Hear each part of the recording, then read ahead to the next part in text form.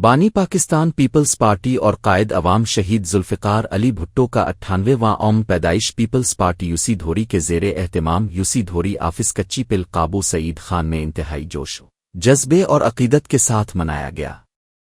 اس موقع پر سالگرہ کا کیک کاٹا گیا اور قائد عوام کو خراجن عقیدت پیش کیا گیا۔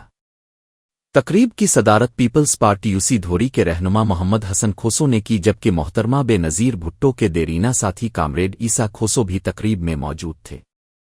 پروگرام کا آغاز تلاوت کلام پاک سے ہوا اور بعد ازاں شہدائے جمہوریت کی مغفرت کے لیے خصوصی دعا کی گئی۔ تقریب میں پیپلز پارٹی سٹی قابو سعید خان کے deputy information secretary Shabbir Ahmed Magsi, youth رہنما خادم حسین جاگیرانی، گلزار احمد کھوسو، عبدالمجید کھوسو، ریاض احمد کھوسو سمیت پارٹی کارکنان اور عہدیداران نے بڑی تعداد میں شرکت کی۔